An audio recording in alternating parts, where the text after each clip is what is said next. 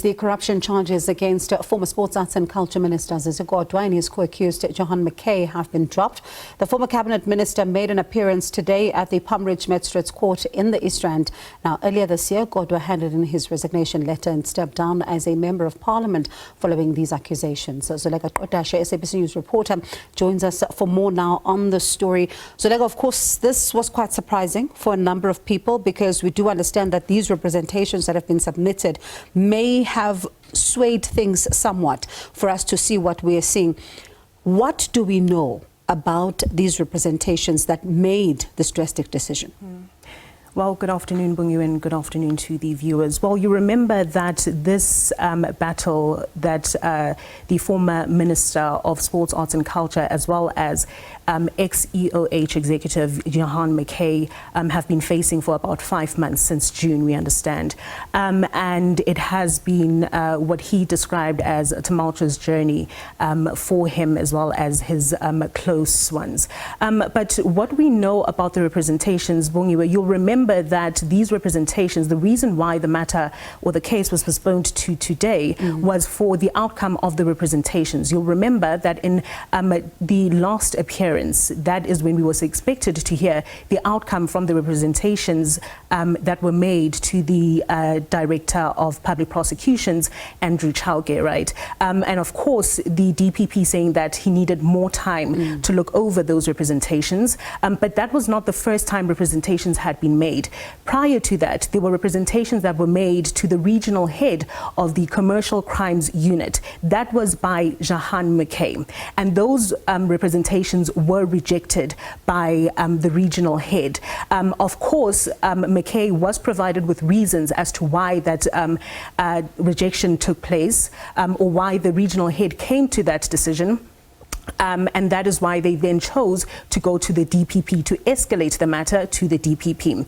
Of course, during the proceedings, there was an instance where the lawyer for Zizi Kodwa, Zoleka, indicated that because of the delays, because of the instituted representations by Mackay, that they would apply for a separation of trial. Of course, that did not happen, and instead, Kodwa's lawyer also decided to make representations to the DPP as well. And so that is what we were in court today to hear the outcomes of those representations. Of course, they could not divulge what were the contents of those representations, but we do know that those representations were to have their charges dropped. Of course, as we know now, they have been successful in the representations they made to the DPP. Of course, the DPP did not come to that conclusion alone. He, of course, consulted the regional head after he had rejected Mackay's representations first, asking for a report, and also from the investigating officer in the matter, asking for a report from the investigating officer as well as from the state prosecutor, and also included his deputies in making that decision. So the contents thereof we cannot disclose, we are not privy to, but that is what we know about those representations. It's quite an interesting turn of events, Zoleka, as a number of people have been looking and listening to what Zizi Kodwa has to say. He says that he now wants to go back to his work in the ANC, talking about the fact that he steps aside voluntarily and all of that. Has the organization said anything?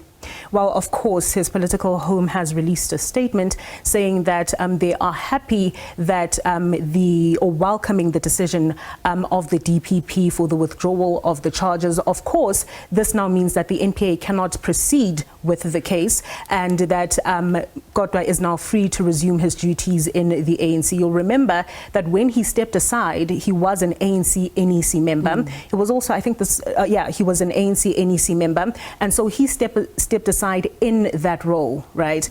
And now we expect that there will be communication between himself and the office of the Secretary General in the ANC as to what the way forward is. But I think it's important to highlight that this stage of the pre-trial I must add, of Zizi Kodwa cannot be equated to an acquittal of the charges that were made against him. Of course, the NPA spokesperson Pini Mjonunrana is stressing that if anyone is dissatisfied with the outcome or the decision of the DPP, then they can write to the National Director of Public Prosecutions, Advocate Shamila Batoy, for a review of the decision of the DPP. Of course, that would mean that a different scenario would unfold.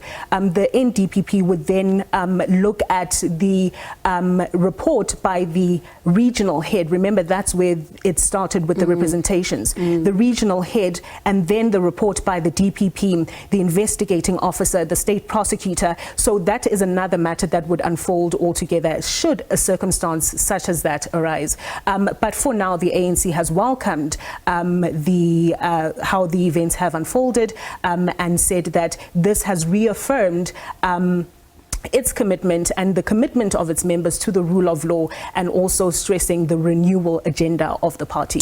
Now, before I let you go, Jehan Mackay, has he said anything?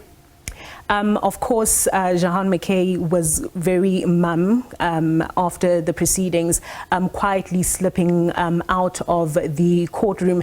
But also, I think there was a bit of a celebration in the courtroom when, yes, yeah. Because you would imagine that they were quite happy that the DPP had come to the conclusion that he had come to, but he slipped away very quietly. And of course, we were interested to hear what the former cabinet minister had to say, because you'll remember that he also had to resign from his position as Sports, Arts and Culture Minister in the 6th administration. Of course, his lawyer, Zoleka Qodashe, also stressing during the proceedings that he could have well been a member of the 7th administration, you know, had it not been for the charges that were laid against him. All right, Zoleka, quite an interesting one. And let's see if, as you say, if someone does then begin to challenge this, what does it look like? Would there be different circumstances? Or is it then going to just, you know, be business as usual from now on? But thank you so much for giving us that update. That's my colleague there, Zoleka Qodashe, SABC News Reporter.